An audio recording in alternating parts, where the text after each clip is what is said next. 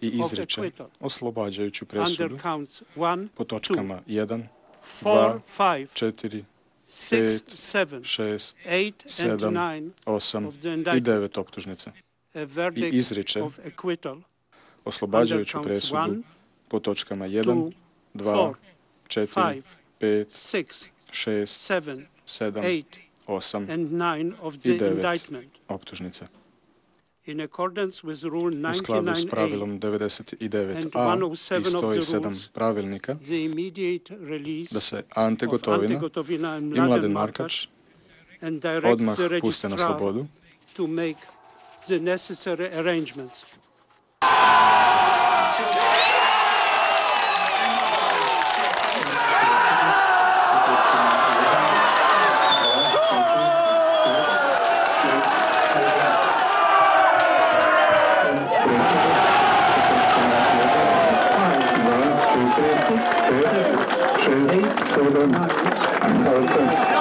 nakon pustih godina, nakon svih ovih tužnih zbivanja kroz koja smo svi zajedno prolazili, da je istina pobjedila, da je napokon, ja bih rekao, završio rat u Hrvatskoj.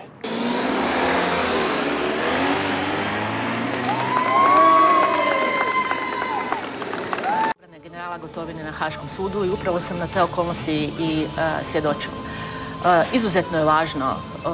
Izuzetno važno je ovo, to oslobađanje te stigme, užasne stigme o zločinačkom pothvatu, o namjernom istjerivanju Srba, o etničkom čišćenju, o svemu onome što se u stvari u Hrvatskoj nije dogodilo. Nije dogodilo, međutim, splet okolnosti, određeni nepotrebni kompromisi, pokušaj dokazivanja, na neki način i ulagivanja nekim centrima moći doveli su do ove situacije o kojoj ste me pitali zašto mnogih danas nema. Nema ih jer jednostavno kompromisi koji su rađeni, o političarima, kompromisi koji su rađeni i to oni loši kompromisi, ne dobri kompromisi, su možda ih evo na neki način spustili da evo ne izađu odmah sada u javnost. Ali imat ćete gužvu večeras, vjerujem, veliku. Da. Javljaju da ćemo se uskoro uključiti u Haag, a dok se ne uključimo u Haag i razgovor kolege Farkaša sa odvjetnicima Mišetićem, Kihovom i Mikuličićem, gospodine Derenčinoviću, vaše stručno pravno mišljenje o obavljenom poslu upravo te trojice i svih njihovih suradnika, bilo ih je puno više nego što su njih tri koji se pojavljuju javno. Svakako, to sam htio reći, mnogo stvari je pomoglo za ovakav epilog kako imamo i s kojim smo svi sretni i ova pozitivna energija. Međutim, ničega ne bi bilo da nije postojalo izvanredno poznavanje međunarodnog kaznenog prava od strane, u prvom redu moram reći, predsjednika vijeća, suca Merona i suca Robinsona i drugih članova vijeća. Dobro. Da nije bilo sjajnog posla obrane i sami... Sada smo u Haagu. Evo vidimo da je u kadru Luka Mišetić, glavni branitelj generala Gotovine s našim Branimirom Farkašom. Branimir, izvoli. Sa mnom je glavni branitelj generala Gotovine koji je danas doživio jednu presudu kakvu je samo mogao priželjkivati. Bili smo ovdje prije 1,5 godina, Luka, ovo je nešto potpuno različito od onoga što smo tada doživjeli. Naravno da je različito, ali hvala Bogu ovo je pravda. Danas je pravda zadovoljena i ne mogu opisati osjećaj osobni kao osjećaj u timu i naravno osjećaj generala Gotovine, jer vjerojatno ja taj osjećaj i ne mogu razumjeti. Ali sigurno je da je on zadovoljan i sada se baš priprema za povratak u Hrvatsku. Doživjeli ste dosta ružnoga i od strane nekih hrvatskih medija i novinara nakon te prvostupanjske presude. Ipak se pokazalo sada da ste radili dobro, ne samo za svog klijenta, nego i za Hrvatsku. Zahvaljujem, ali to je jednostavno dio opis našeg posla da će biti kritike i nisam vodio računa previše o takvim kritikama. Znao sam šta je istina, šta je dokazano bilo u prvostupanjskom postupku. To je sada žalbeno vijeće prihvatilo da smo već u prvostupanjskom postupku dokazali da je general Gotovina nevin. To je prvenstveno naš posao bio. Drugo, dokazali smo da nije postojao nikakav zločinački pothvat u Hrvatskoj. To je opet danas žalbeno vijeće potvrdilo. I prema tome, žalbeno vijeće je danas reklo nijedno razumno sudsko vijeće nije moglo zaključiti ono što je sudsko vijeće suca Orija zaključilo prije 1,5 dana. No, ono što je najbitnije je danas general Gotovina stiže ponovno u Hrvatsku. Prve riječi koje vam je izrekao nakon presude? Čestitam na dobro obavljen posao. Vidjeli smo da je kao i uvijek suzdržan. ali emocije su negdje sigurno prisutne. Možda izađu večeras po povratku u domovinu? Vjerojatno, ali ono što je najbitnije je da je general Gotovina danas slobodan čovjek. Apsolutno, slobodan i nedužan. Želimo vam sretan put. Ići ćete s njime, pretpostavljam, u domovinu? Da, svi skupa idemo i... Ići će kući? Ne znam njegove plane, ali naravno da će, ja se nadam, spavati u svoj krevet večeras. Ako mu dozvoli, razdragano mnoštvo. Tako je. Puno vam hvala na vašim komentarima. Čestitam još jedan. Hvala vama i gledateljima. Idemo sada u ovom trenutku u Pakoštane, Majdi Mikulandri, koja će nas izvijestiti vjerojatno o pripremi dočeka najpoznatijega sumještanina. Majda, izvoli. Evo, u Pakoštanima slika govori više od 1000 riječi. Ljudi se polako, spontano okupljaju. Dobili smo informaciju da će se tijekom poslijepodnevna u Pakoštanima okupiti mnogi branitelji iz Zadra, Splita, Knina i okolnih područja. Također se u Pakoštanima pročula vijest da je vlada poslala zrakoplov po generale. Ne znaju još u Pakoštanima hoće li general Ante Gotovina, njihov sumještanin, večeras stići i u Pakoštane, ali ovdje sad to nije i toliko bitno, kaže, čekat će ga dokle god to bude potrebno. Vjerojatno će ovo slavlje i ekstaza zbog oslobađajuće presude potrajati duboko u noć. One prve reakcije koje smo uspjeli čuti je to, Pakoštanci kažu, pravda je napokon pobjedila, istina je napokon pobjedila i njihova sreća je neizmjerna. U svakom slučaju naše kamere će pratiti razvoj događaja cijeli dan i dobar dio noći ovdje u Pakoštanima i o novim detaljima izvijestit ćemo u sljedećim emisijama. U svakom slučaju idem na doček. Ja mislim da oni, ako je avion krene sad iz Zagreba u 11 sati, što će vjerojatno otići, znači gore negdje do 12:30, oni iz zatvora, ja mislim, neće izaći prije 2 sata, jer oni ipak sad moraju doći u zatvorsku, moraju biti prebaceni u pritvor, moraju kompletno sve svoje stvari zapakirati, moraju tam se odjaviti, ovo ono, ima jedna procedura. Prema tome ja mislim da bi oni trebali biti u Zagrebu po meni negdje, šta znam, oko 2:30, 3. Vijeće Međunarodnog kaznenog suda u Hagu donijelo zakonitu i pravednu presudu. Presuda je potvrdila sve ono što smo mi u Hrvatskoj vjerovali, da su generali Gotovina i Markač nevini, da hrvatsko vodstvo i oružane snage nisu djelovale kao organizirani zločinački poduhvat koji je imao za cilj progon civila naših sugrađana srpske nacionalnosti.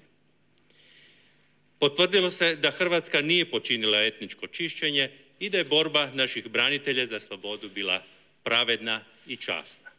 Današnja presuda ojačala je moje povjerenje u međunarodno pravo i pravdu. Siguran sam da nisam jedini. Nama ostaje odgovornost da brinemo za sve žrtve rata i kaznimo sve individualne zločine koji su počinjeni u ratu. Takvih zločina je bilo i na strani obrane, nažalost. Hrvatska država nije odgovorna za zločine pojedinaca, ali jest odgovorna da se svaki počinitelj zločina kazni bez obzira o kome se radi. Današnja oslobađajuća presuda je i simbolična satisfakcija za sve žrtve kojima ćemo se u nedjelju pokloniti u Vukovaru. Generali Gotovina i Markač su proveli nevini 8 godina u zatvoru i ta spoznaja nije lagana ni za njih, ni za njihove obitelji, ali to su napravili za Hrvatsku. Ja im se kao vrhovni zapovjednik oružanih snaga i predsjednik države želim zahvaliti na žrtvi koju su podnijeli za domovinu. Pobjedu prava i pravde proslavimo dostojanstveno, imajući uvijek na umu kako pravednost Domovinskog rata znači i izgradnju Hrvatske kao demokratskog, multietničkog društva koje prihvaća sve svoje građane i jamči im jednakost i pravdu. Hvala vam lijepo. Nakon gotovo 11 godina, general Gotovina slobodno može u Hrvatsku. Još u avionu prva dobrodošlica.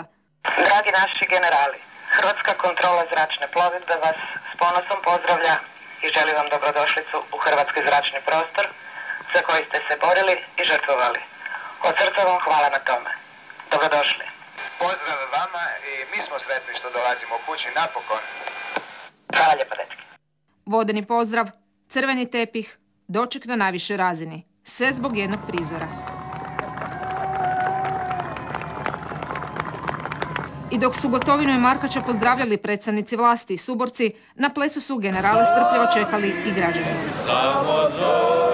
Ovo na kraju što je sud priznao da nije bio zločinački pothvat, da sve mi širokog, veselog srca smo znali, ali sad će cijeli svijet moći reći to je istina.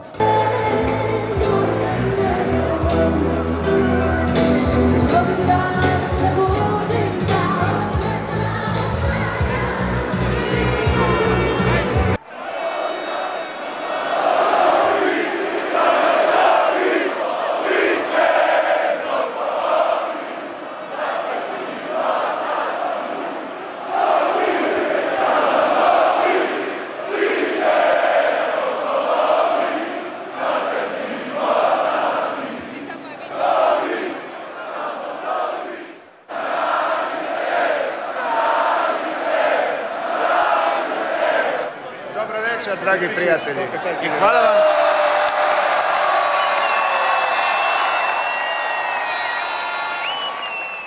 Ovo je naša zajednička pobjeda. Bila je oluja u ratu, ovo je pravna oluja. Pobjedili smo, ovo je točka na i.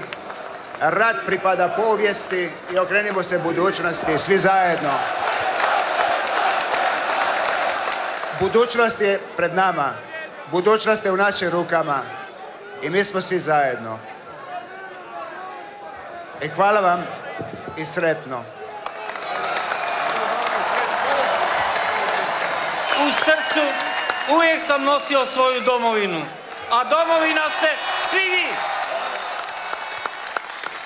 Sretan sam da će u budućnosti svaki Hrvat i njegovi nasljednici bilo gdje u svijetu reći: mi imamo Hrvatsku domovinu i oslobodili smo je bez ikakve mrlje.